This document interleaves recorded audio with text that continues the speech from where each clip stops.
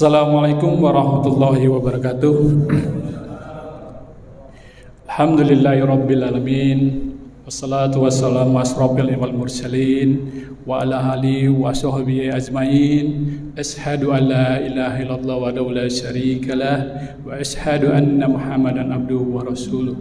Allahumma shalli ala sayyidina Muhammad. Puji syukur kepada Allah atas nikmat dan karunia-Nya, nikmat iman hingga kita bisa sholat berjamaah yang insya Allah akan dilanjutkan sholat tarawih. Tentunya sebagai hamba Allah sudah sepatutnya dan sepantasnya kita harus menjadi hamba Allah yang senantiasa bersyukur dalam situasi dan kondisi apapun.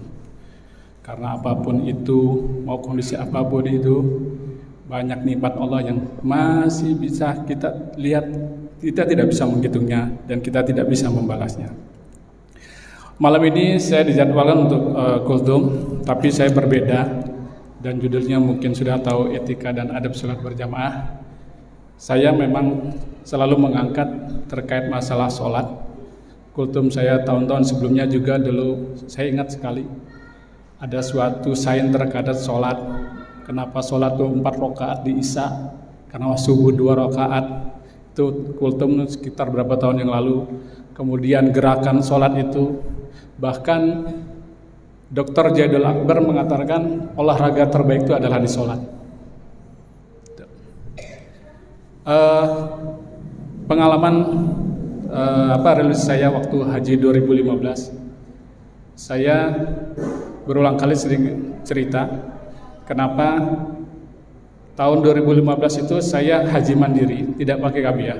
Ada suatu ilmu yang saya coba praktekkan, yaitu apa sih kekuatan kita ibadah untuk kita kuat ibadah haji itu, yaitu dengan memperbanyak sholat tahajud. Sebelum persiapan saya haji itu saya tidak melakukan ritual. Kalau orang mau umroh ke haji itu jalan muter kahuripan. Saya ingat sekali ketika di sana saya melakukan tarwiyah, itu benar-benar harus berjalan kaki dari Mekah ke Mina, kemudian dari Mina ke Arafah. Suatu hal perjalanan yang fisik yang melelahkan. Ya alhamdulillah ada tipsnya itu, yaitu dengan memperbanyak sholat tahajud itu sendiri. Baik, kenapa saya bawa sholat ini juga? Ada satu, mungkin pernah menonton Ustadz Aslatif yang pernah ditanya sama Sujiwo Tejo yang bagaimana caranya agar saya itu mau sholat gitu. Jawabannya yang menurut saya yang harus kita inikan sekali ya. Salah satu ibadah kita dari rukun Islam itu hanya sholat yang dijemput oleh Rasul ke langit ketujuh. Yang lainnya kan tidak. Artinya perhatian khusus untuk sholat. Bahkan Rasul juga tahu kelemahan umatnya. Diterima harus yang 40 rakaat, ditawar menjadi 17 rakaat kan. Kemudian sholat juga menjadi pertama kali yang akan dihisab. Saya coba untuk menyampaikan ini sebatas untuk introspeksi diri juga. Pada jamaah juga mungkin melihat apa yang menjadi ini, coba di checklist kira-kira ini sudah saya laksanakan atau belum gitu ya. Tapi kita lihat dalilnya kenapa menjadi sholat itu menjadi yang akan pertama kali dihisab. Abu Hurairah berkata, Rasulullah SAW bersabda, sesungguhnya amal yang pertama kali dihisab pada seorang hamba pada hari kiamat adalah sholatnya. Maka jika sholatnya baik, sungguh ia telah beruntung dan berhasil. Dan jika sholatnya rusak, sungguh ia telah gagal dan rugi. Jika berkurang sedikit dan sholat wajibnya, maka Allah Ta'ala berfirman, lihatlah apakah hambaku memiliki sholat sunnah, maka sempurnakanlah apa yang kurang dari sholat wajibnya. Kemudian begitu pula dengan seluruh amal. Hadis riwayat Tirmidzi. Hadisnya jelaskan ya, menjadi pertimbangan yang ibadah yang akan pertama hisab. Kedua, kalau kita sholat itu ya diikutilah dengan sholat sunnah rawatib. Salat wajib berjamaah di masjid sangat mulia. Karena dalam surat Al-A'raf ayat 25 dikatakan, ini dalil kita salat berjamaah. Katakanlah, Tuhan menyuruh menjalankan keadilan, hadapkanlah wajah kamu dengan melaksanakan salat jamaah di masjid dan sembahlah Allah dengan melaksanakan ibadah semata-mata hanya kepadanya. Maka Rasulullah juga memberi perhatian untuk salat berjamaah. Di hadis riwayat Bukhari Muslim, salat berjamaah lebih utama dibandingkan salat sendirian dengan salat 7 derajat. Etika dan adab ini saya bagi menjadi 3. Ini saya coba mencari referensinya. Pertama, sebelum kita ke masjid. Kedua, ketika kita ke masjid. Dan kemudian yang terakhir adalah setelah ke masjid. Saya hanya mengambil ada beberapa saja. Artinya ada 4 perkara saja yang mungkin kita harus coba perhatikan. Yang pertama adalah sebelum kita masjid, jauhkanlah diri kita tuh dari bau yang tidak enak, baik bau mulut dan bau baju. Kalau saya sebelum ke masjid, saya cium dulu baju saya. Bau nggak sih? Jujur ya, kalau saya sholat sebelah saya, mohon maaf bukan niat ini, tapi ya kita harus tahan ya, tidak kita buka aib. Sebelah kita bajunya bau, pasti kita nggak khusyuk, benar kan? Pasti kita dalam hati ngedumel tuh. Sebelah kita, mohon maaf, nggak sedikit bau mulut juga kan? Itu juga kalau ketika dia takbir itu atau apa, pasti kita nggak nyaman, bahkan mengganggu konsentrasi kita di sholat. Makanya kita harus tahu diri. Sudah tahu begitu, ya kita jangan berbuat itu. Dan ini ada dalilnya.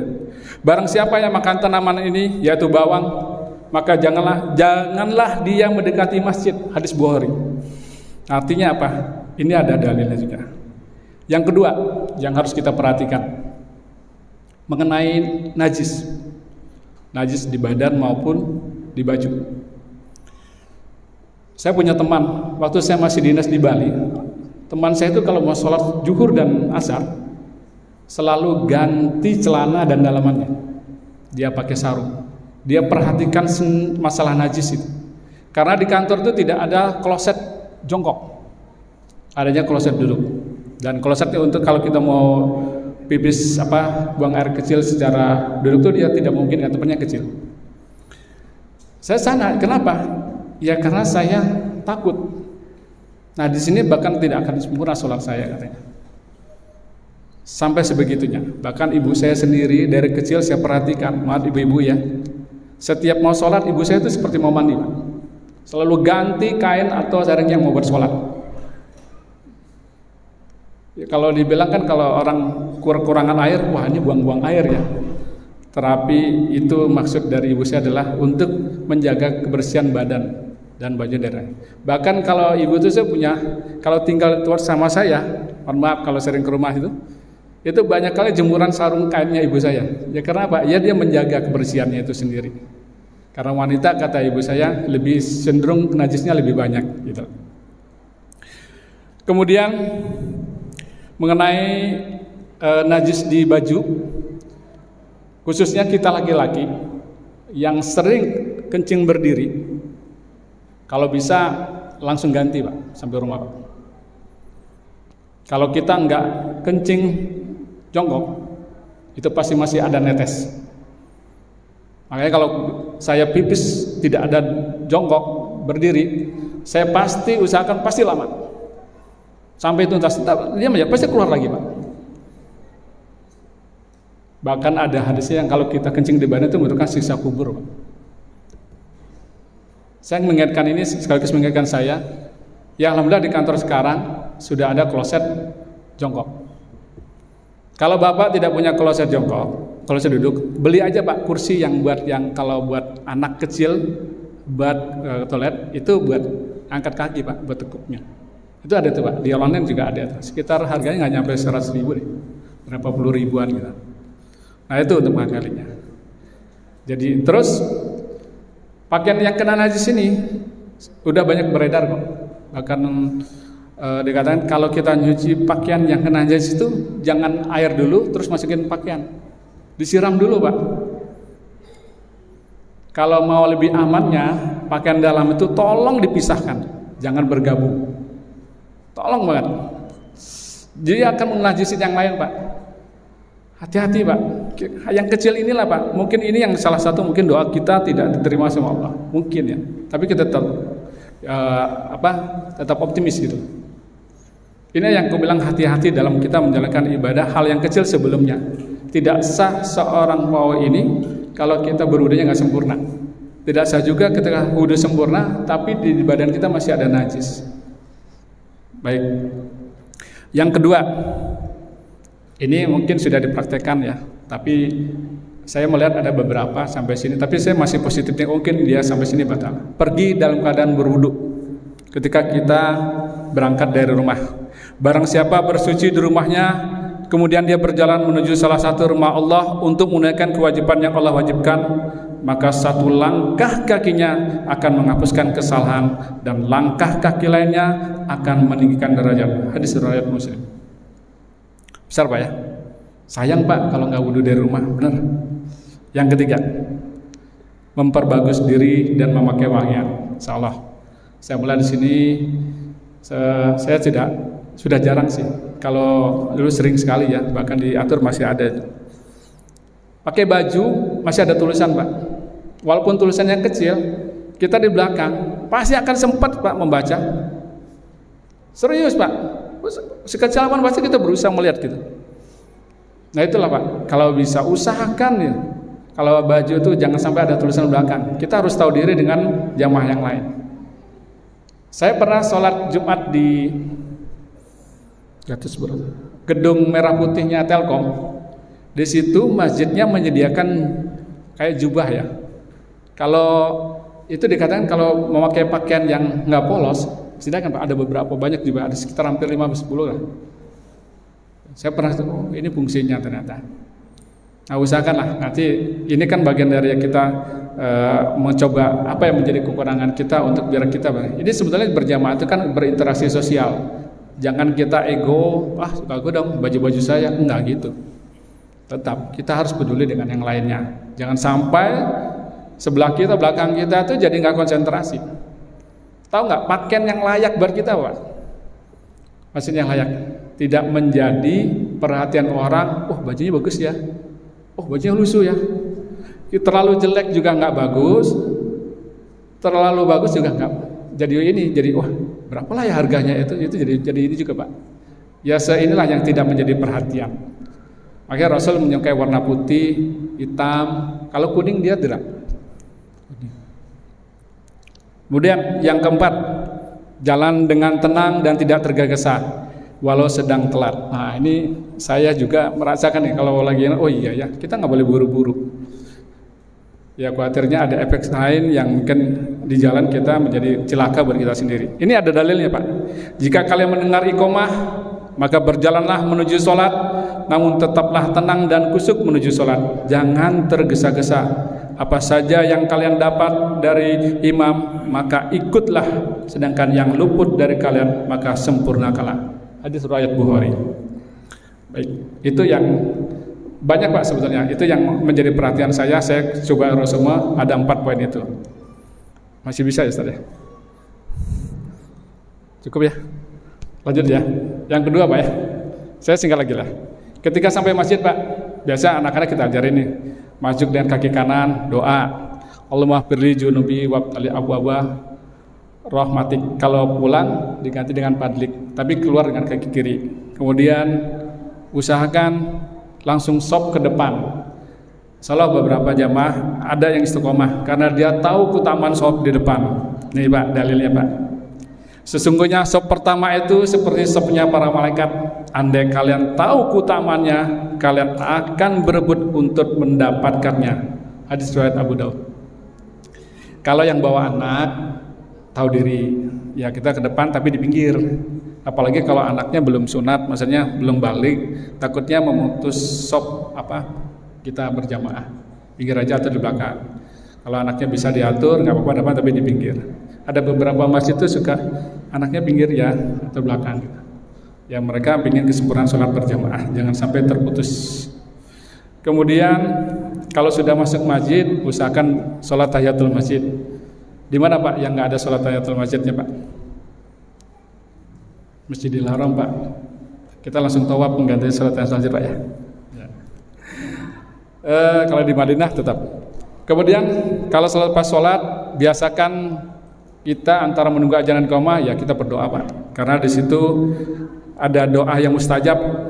Kalau nggak salah tahun kemarin saya menunjukkan ada beberapa tempat doa-doa mustajab.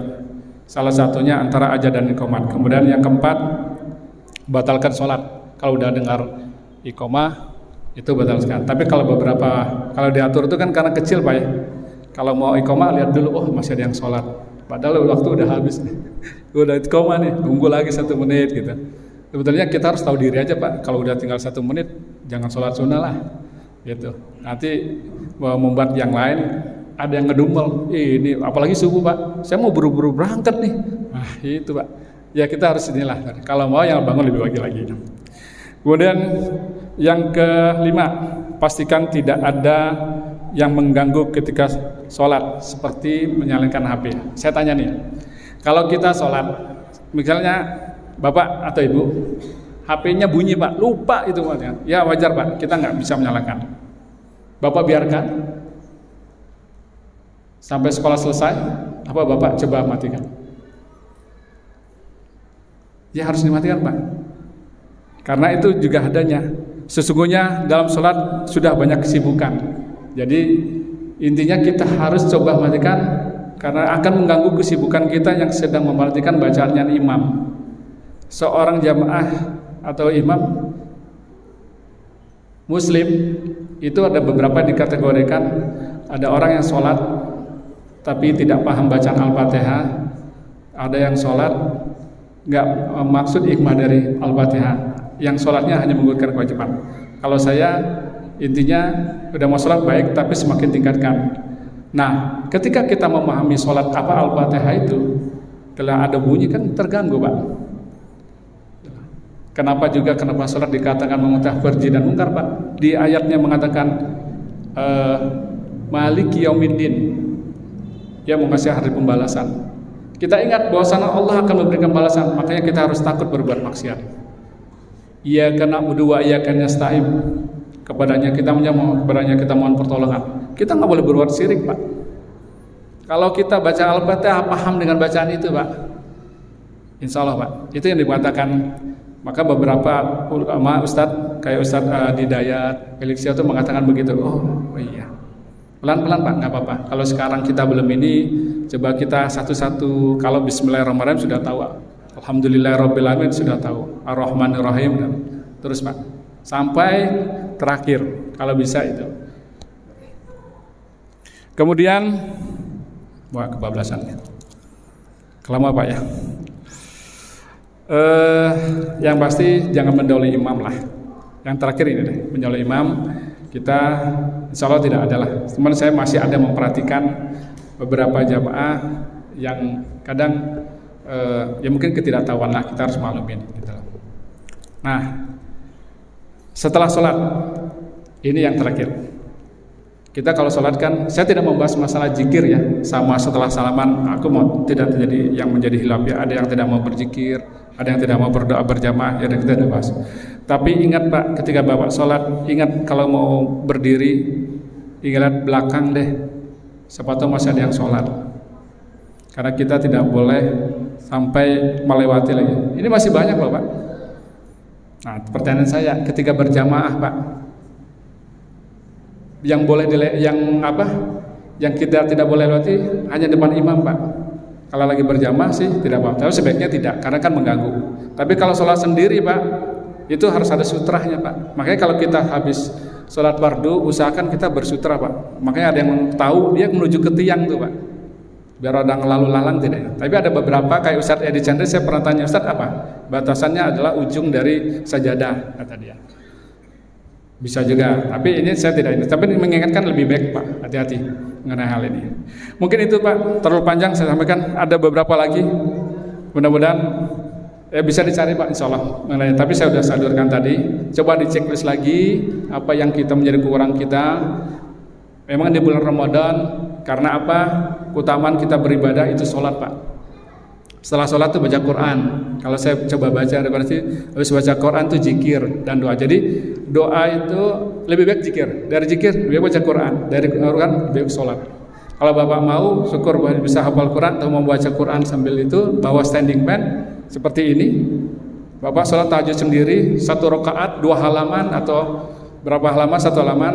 Jadi satu ini bisa ini baca Pak sambil sholat. Jadi dapat 2 Pak. Sholat dapat dengan baca Qurannya dapat. Insyaallah. Lebih kurangnya mohon maaf. Semoga ini ada manfaat kita semuanya. Terutama bagi saya sendiri. Mudah-mudahan ini yang bisa kita lakukan dan yang saya sampaikan juga. Saya juga bawa anak, saya juga ingin anak juga nih. Assalamualaikum warahmatullahi wabarakatuh.